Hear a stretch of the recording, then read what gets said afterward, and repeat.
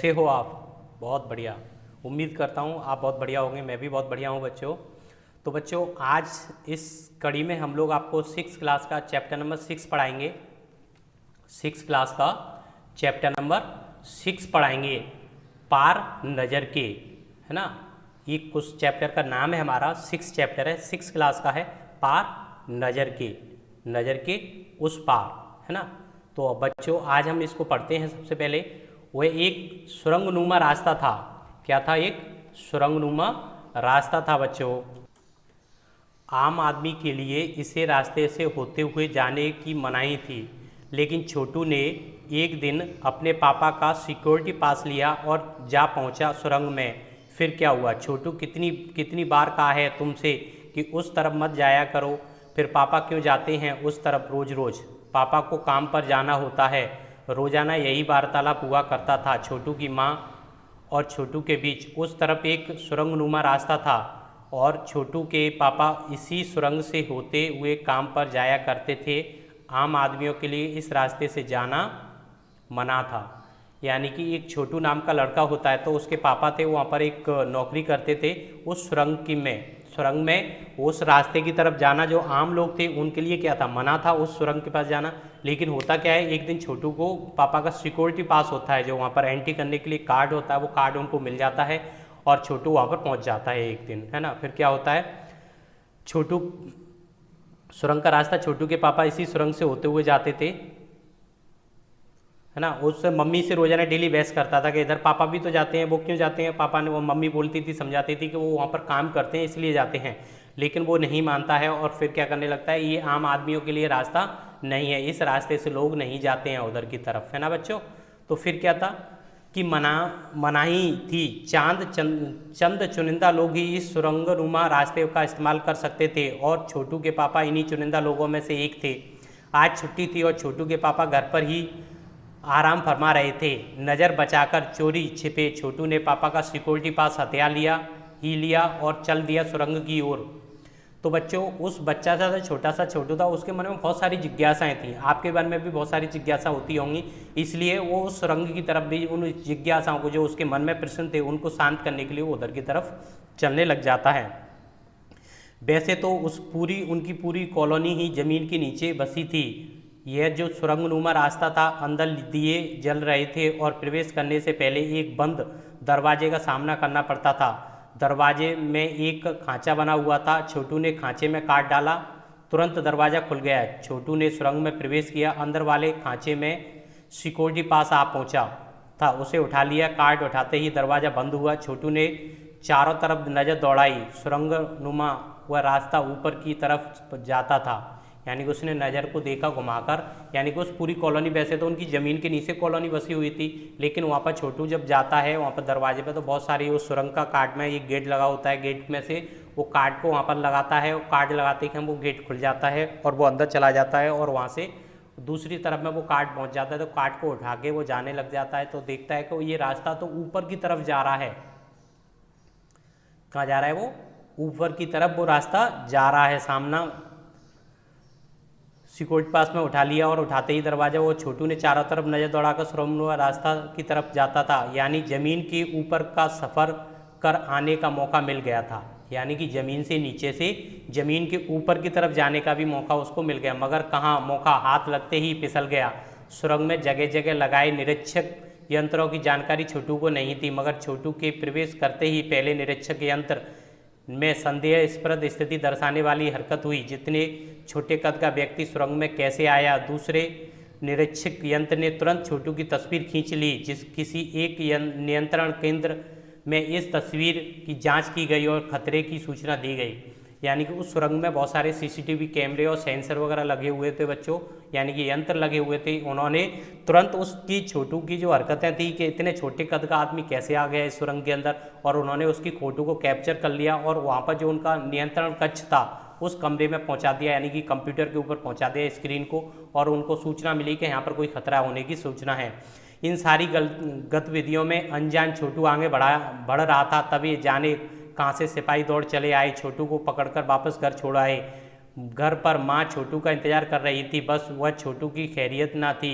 छोटू के पापा ना होते तो छोटू का बचना मुश्किल था। और इन सारी गतिविधियों को देखते हुए जैसे ही वो वहाँ पर आगे बढ़ने लगता है तो उस टाइम में जैसे ही वो आगे बढ़ता है तो सिपाही आ जाते हैं। सिपाही आके उसको छोटू को पकड़ के उसके घर पे उसको छोड़ के आ जाते हैं। ये और उसकी मम्मी उसका इंतजार कर रही थी, उसको पीटने वाली थी मम्मी, लेकिन उसके पापा थे, उसकी वजह से वो बच गया।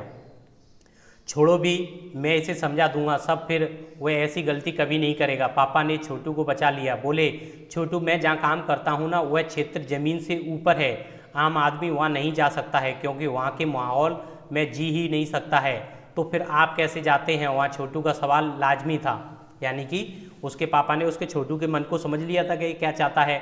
तो उसने बोला, बेटा मैं जहाँ पर काम करने जाता हूँ वो ज़मीन की सतह से ऊपर है और वहाँ पर आम आदमियों के लोगों के लिए जाना बहुत मना है, और यदि वो कोई चला जाता है तो वहाँ पर वो बच भी नहीं सकता है, माहौल भी उसके अनुकूल नहीं होता है। तो वो बोलता है, आप कैसे चले जाते हो फिर?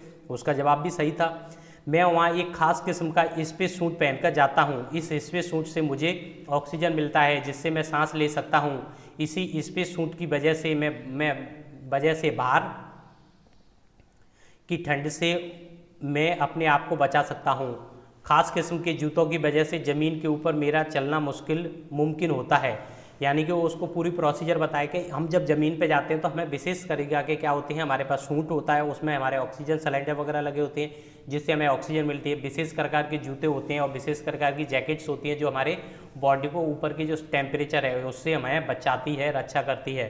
खास किस्म के जूतों की वजह से हम लोग उस पर चल पाते हैं। ज़मीन के ऊपर चलने फिरने में हमें एक विशेष प्रकार का प्रशिक्षण दिया जाता है, यानी कि ज़मीन पर चलने के लिए भी हमें एक विशेष प्रकार का प्रशिक्षण दिया जाता है। छोटू सुन रहा था, पापा आगे बताने लगे, एक समय था जब अपने मंगल ग्रह पर सभी लोग ज़मीन के ऊपर ही रहते थे, बगैर किसी तरह के यंत्रों की मदद के, बगैर किसी खास किस्म की पोशाक के। हमारे पुरखे ज़मीन के ऊपर रहा करते थे, लेकिन धीरे धीरे वातावरण में परिवर्तन आने लगा और कई तरह के जीव धरती पर रहा करते थे। और उन्होंने पूरी कहानी बताई कि छोटू ने सुन रहा था और पापा बता रहे थे कि हमारे जो पूर्वज थे वो बहुत पहले हमारे मंगल ग्रह की सतह पर रहते थे। ये कहानी बेसिकली मंगल ग्रह पर लोग निवास करने वालों की एक कहानी है, कल्पना की एक कहानी है। इस तरीके से वहाँ पर मंगल ग्रह पर बहुत सारे लोग थे वो जो ज़मीन के ऊपर रहते थे, बहुत सारे जानवर भी थे वो भी रहते थे।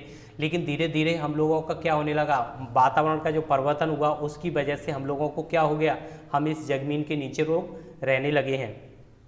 और पहले कोई भी यंत्र वगैरह उपकरण वगैरह हम लोग यूज नहीं करते थे, पुरखों के ऊपर ही रहते थे। लेकिन धीरे धीरे वातावरण में परिवर्तन आने लगा है, कई तरह के जीव धरती पर रहा करते थे, एक के बाद एक सब मरने लगे। इस परिवर्तन की जड़ में था सूरज से हुआ परिवर्तन। सूरज में हमें रोशनी मिलती है, ऊष्मा मिलती है, यानी कि ऊष्मा भी मिलती है। इन्हीं तत्वों से जीवों का पोषण होता है। सूरज में परिवर्तन होते ही यहाँ का प्राकृतिक संतुलन बिगड़ गया। प्रकृति के बदले हुए रूप का सामना करने में यहाँ पशु पक्षी, पेड़ पौधे, अन्य जीव असक्षम साबित हुए। केवल हमारे पूर्वजों ने इस स्थिति को सामना किया था।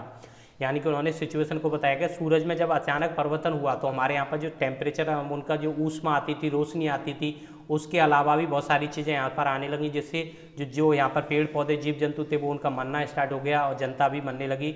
लेकिन जो हमारे पूर्वज थे उन्होंने इसका सामना किया डटकर, और उन्होंने क्या लिया, इनके लिए एक स्थिति के प्रति अनुकूलता अपनाने का काम करने लगे। अपनी तकनीकी ज्ञान के आधार पर हमने ज़मीन के नीचे अपना घर बना लिया।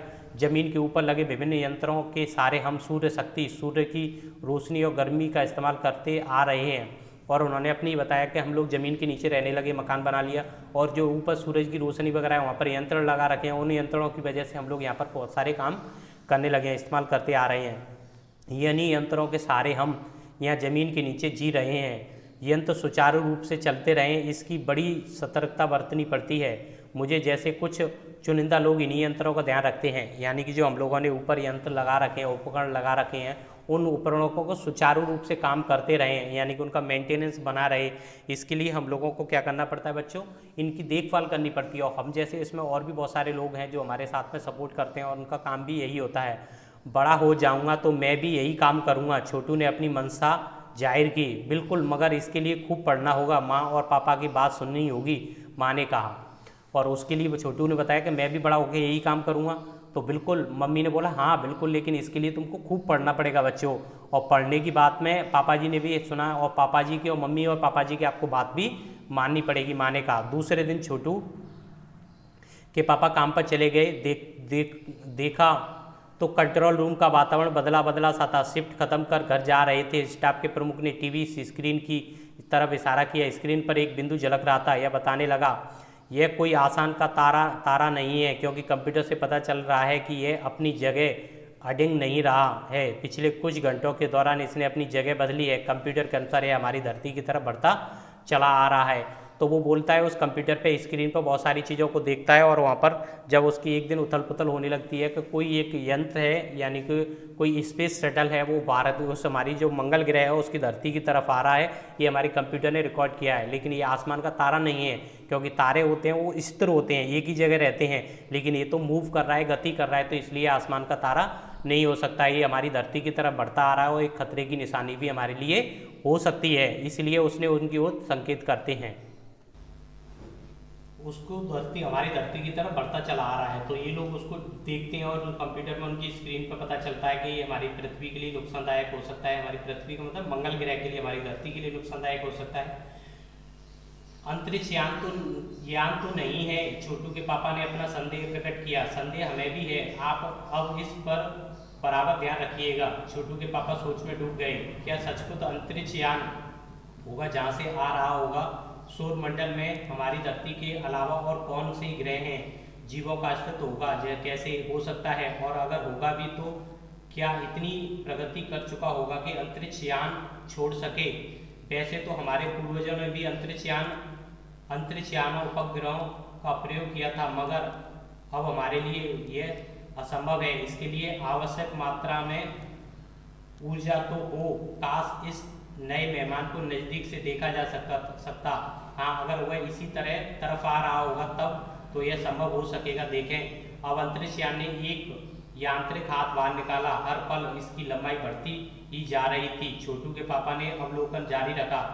कॉलोनी की प्रबंध समिति की सभा बुलाई गई थी। अध्यक्ष भाषण दे रहे थे। हाल ही में मिली जानकारी से पता चलता है कि 2 अंतरिक्ष यान हमारे मंगल ग्रह की सतह तरफ बढ़ते चले आ रहे हैं। इनमें से एक अंतरिक्ष यान हमारे गिर्द चक्कर काट रहा है। कंप्यूटर के अनुसार ये अंतरिक्ष यान नज़दीक के ही किसी ग्रह से छोड़े गए हैं। ऐसी हालत में हमें क्या करना चाहिए? इसकी कोई सुनिश्चित योजना बनानी जरूरी है। नंबर 1, आपका क्या ख्याल है?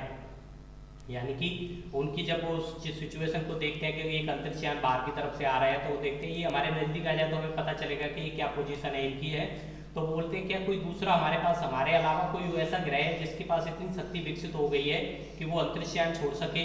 तो बोलता है, छोटू के पापा बोलते हैं चलो देखते हैं क्या होता है। फिर कॉलोनी की सभा बुलाई जाती है। कॉलोनी की जो समिति होती है वो सभा बुलाती है, भाषण दे रहे होते हैं कि इस तरीके से कंप्यूटर में स्क्रीन में रिकॉर्ड हुआ है, तो देखते हैं क्या ख्याल है आपका। तो उनसे हम लोगों को एडवाइस लेते हैं वो एक दूसरे को। कॉलोनी की सुरक्षा की पूरी जिम्मेदारी नंबर 1 पर थी। यानी नंबर 1 को कोई कोड वर्ड है उनका। उन्होंने कुछ कागज समेटते हुए बोलना आरंभ किया। इन दोनों अंतरिक्ष यानों को जलाकर खाक कर देने की क्षमता हम रखते हैं, मगर इससे हमें कोई जानकारी हासिल नहीं हो सकेगी। अंतरिक्ष यान बेकार कर जमीन पर उतरने पर मजबूर कर देने वाले यंत्र हमारे पास नहीं है। हालांकि अगर ये अंतरिक्ष यान खुद व खुद जमीन पर उतरते हैं तो उन्हें बेकार कर देने की क्षमता हमें अवश्य है। मेरी जानकारी के अनुसार इस अंतरिक्ष यानों में सिर्फ यंत्र हैं, किसी तरह के जीव इसमें सवार नहीं है। मेरे को जानकारी मिली है, उन्होंने बताया कि हमारी कॉलोनी की जिम्मेदारी है, उनके नंबर 1 पे है। तो उन्होंने बोला कि यदि ये दोनों हमारे पास इतने उपकरण तो हैं कि इनको हम लोग जलाकर नष्ट तो कर सकते हैं, लेकिन सबसे बड़ी बात है हम लोगों को फिर इससे क्या मिलेगा? कुछ नहीं है। यदि ये जमीन पर उतरते हैं और इनको हम लोग खराब कर देते हैं और जमीन पर उतार लेते हैं तो हो सकता है काम, लेकिन ऐसी शक्ति हमारे पास नहीं है। लेकिन ये अपने आप ही जमीन पर उतर जाते हैं तो हम इनको खराब करके इनकी जानकारी रख सकते हैं। लेकिन ऐसा इसमें प्रतीत हो रहा है कि इसमें कोई भी मानव जीवन संभव नहीं है, जीव नहीं है इसमें। ओनली यांत्रिक अंतरिक्ष यानों में सिर्फ यंत्र ही होंगे, जैसा हो सकता है। नंबर 1 की बात सही लगती है। नंबर 2, एक वैज्ञानिक थे, वे बोले हालांकि यंत्रों को बेकार कर देने में भी खतरा है। उनके बेकार होते ही दूसरे ग्रह के लोग हमारे बारे में जान जाएंगे, इसलिए मेरी राय में सिर्फ अवलोकन करते रहना चाहिए। जहाँ तक हो सके हमें अपने अस्तित्व को छिपाए ही रखना चाहिए, क्योंकि हो सकता है कि जिन लोगों ने अंतरिक्ष यान भेजे हैं वे कल को इनमें से इससे भी बड़े सक्षम अंतरिक्ष यान भेजें। हमें यहाँ का प्रबंध कुछ इस तरह रखना चाहिए जिससे इन यंत्रों को यह गलतफहमी हो कि इस जमीन पर कोई भी चीज़ इतनी महत्वपूर्ण नहीं है जिससे वे लाभ उठा सकें। अंतरिक्ष महोदय अध्यक्ष महोदय से मैं ये दरखास्त करता हूं कि इस तरह का प्रबंध हमारे यहाँ किया जाए। नंबर 3, सामाजिक व्यवस्थाओं का काम देखते थे।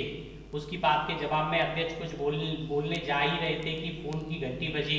अध्यक्ष ने चोंगा उठाया। 1 मिनट बाद सभा को संबोधित करते हुए उन्होंने कहा, भाइयों, अंतरिक्षयान क्रमांक 1 हमारी जमीन पर उतर चुका है।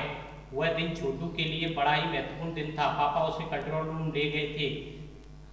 यहाँ से अंतरिक्षयान क्रमांक 1 साफ नजर आ रहा था। कैसा अजीब लग रहा था यहाँ। इसके अंदर क्या होगा पापा? छोटू ने पूछा। अभी नहीं बताया जा सकता, दूर से ही इसका निरीक्षण जारी है, पर उस पर बराबर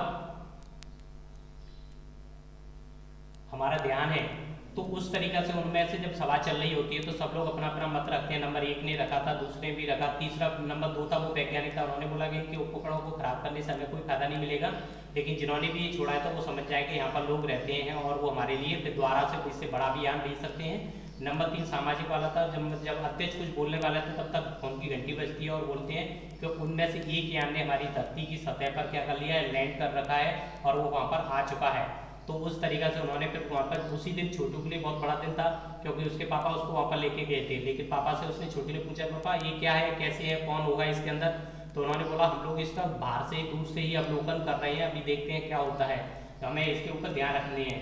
उसके हर अंग पर हमारा नियंत्रण है। वक्त आने पर ही हम अगला कदम उठाएंगे, छोटू के पापा ने बताया। उन्होंने छोटू को एक कंसोल दिखाया जिस पर कई बटन थे। अब अंतरिक्ष यान से एक यांत्रिक हाथ बाहर निकला। हर पल उसकी लंबाई बढ़ती ही जा रही थी कि वह शायद जमीन पर पहुंचकर मिट्टी उकेल लेना चाहता था। सब लोग स्क्रीन पर दिखाई दे रही थी, सब हरकतें स्क्रीन पर दिखाई दे रही थी। अंतरिक्ष यान की इस हरकत को ध्यान में देख रहे थे, सिवा एक के उसका ध्यान कहीं और ही था।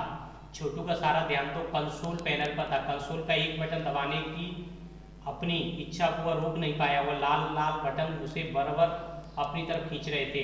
तो उन्होंने, उसके पापा ने उसको कंसोल बटन के बारे में बताया, कंसोल के बारे में, मतलब कंसोल बोर्ड था उसकी तरफ बताया कि कंसोल बोर्ड है ना। तो जब सब लोग उसको स्क्रीन पे देख रहे थे, उस जांचकों का उसमें से एक हाथ निकल रहा है, वो मिट्टी को उखड़ने की कोशिश करने में है, तो उस तरीका से उसमें से, लेकिन जो छोटू था उसका ध्यान कहाँ पर था, कंसोल बटन की तरफ था। उसकी जो रेड रेड लाल लाल बटनें लगी थी वो उसको अपनी ओर आकर्षित कर रही थी, और उसकी एक इच्छा थी कि इस कंसोल का मैं एक बटन दबाकर भी देख लूं। सहसा खतरे घंटी बजी, खींच लिया। लाल बटन उसे बरबस अपनी ओर खींच रही थी। सहसा घंटी की बटन जब सबकी निगाहें कंसोल की तरफ मुड़ी, पापा ने छोटू को अपनी तरफ खींचते हुए एक झापड़ रसीद कर दिया। लाल बटन को पूर्व स्थिति में ला रखा, मगर उस तरफ वो अंतरिक्ष यान के उस यांत्रिक हाथ की हरकत सहसा रुक गई थी। यंत्र बेकार हो गया था। उधर पृथ्वी पर national aeronautics and space NASA द्वारा एडमिनिस्ट्रेशन नासा द्वारा प्रस्तुत वक्तव्य ने सबका ध्यान अपनी तरफ आकर्षित कर लिया था। मंगल की धरती पर उतरा हुआ अंतरिक्ष यान वाकई अपना निर्धारित कार्य कर रहा था। हालांकि किसी अज्ञात कारणवश अंतरिक्ष यान का यांत्रिक हाथ बेकार हो गया है ना। तो उन्होंने क्या किया, उन्होंने बताया कि अंतरिक्ष यान का जो आंतरिक भाग है वो नुकसान करने वाला है। नासा के टेक्नीशियन इस बारे में जांच कर रहे थे। इस यांत्रिक हाथ को दुरुस्त करने के प्रयास भी जारी हैं। इसके कुछ ही दिनों बाद पृथ्वी के सभी प्रमुख अखबारों में छपा। नासा के तकनीशियनों ने रिमोट कंट्रोल के सारे बाइकिंग को दुरुस्त करने में सफलता मिली है। यांत्रिक हाथ से अब मंगल की मिट्टी के विभिन्न नमूने इकट्ठे करने का काम प्रारंभ कर दिया गया है। ऐसी उन्होंने न्यूज छपी थी है कि उन्होंने जब बेटा उसका जो बटन दबा देता है तो वो कंप्यूटर है उसकी उनके उपकरण है वो एक्टिव हो जाते हैं और उसके जो यांत्रिक हाथ था उसको ख़त्म कर देते हैं, खराब कर देते हैं। तो उसके पापा उसको खींचते हैं, गाल पे चांटा लगा देते हैं। और ये नासा का ये भेजा हुआ अंतरिक्ष यान था। उसके बाद पृथ्वी पे जो हमारी धरती है उस पृथ्वी पर दूसरे दिन न्यूज़पेपर में न्यूज छपती है कि नासा ने उस तकनीकी जो हाथ था उसको रिमोट कंट्रोल की मदद से उसको सही कर लिया और पृथ्वी में उसने क्या है नमूने लेना, मिट्टी के नमूने लेना आरंभ कर दिया। पृथ्वी के वैज्ञानिक मंगल की इस मिट्टी का अध्ययन करने के लिए बड़े उत्सुक थे। उन्हें उम्मीद थी कि इस मिट्टी के अध्ययन से इस बात का पता लगाया जा सकेगा कि यह मंगल ग्रह पर पृथ्वी की तरह जीव सृष्टि का अस्तित्व है। यह प्रश्न आज भी एक रहस्य बना हुआ है। इसके जो राइटर है जयंत विष्णु नीलाकरण है ना। इन्होंने बच्चों किस तरीका से उस अंतरिक्ष यान का जो अवलोकन किया था, किस तरीका से उनके मिट्टी के नमूनों को एकत्रित किया था। नासा का एक अंतरिक्ष यान भेजा जाता है। तो ये कहानी है दो जगह की, एक पृथ्वी की, एक मंगल ग्रह पे जो वहाँ पर पहले से निवासी रहते हैं, हालांकि रहते नहीं है, कल्पना शक्ति के रूप में ये विकसित की गई कहानी है। उसके आधार पर उन्होंने वहाँ के निबंध उनको बताते हैं कि इस तरीके से सारी चीज़ों को देखते हुए और पृथ्वी के लोग उसकी मंगल ग्रह की जो मिट्टी है उसके नमूनों को लेकर उसका अध्ययन करना चाहते हैं और देखना चाहते हैं कि इस पृथ्वी जो हमारा मंगल ग्रह है उस पर जीवन संभव है या नहीं है, सृष्टि है या नहीं है बच्चों। तो इस चैप्टर को जो क्लास 6 क्लास का चैप्टर नंबर 6 है, जो हमारा पार नज़र के, इस चैप्टर को आज हम लोग फिनिश करते हैं बच्चों। तो इस वीडियो को ज़्यादा से ज़्यादा, इससे पहले वीडियो को देखने के लिए सेंट मैरी कॉन्वेंट स्कूल के यूट्यूब चैनल की प्लेलिस्ट में जाके बाकी के आगे के वीडियो को आप देख सकते हो बच्चों। और इस वीडियो को ज़्यादा से ज़्यादा लाइक करना है, सब्सक्राइब करना है बच्चों, और ज़्यादा से ज़्यादा शेयर करना है बच्चों। शेयर करना ना भूलें और सब्सक्राइब करना अवश्य ना भूलें। लेकिन इस वीडियो को पूरा भी आपको देखना है बच्चों, और चैनल को सब्सक्राइब भी आपको करना है। थैंक यू बच्चों, घर पे रहें।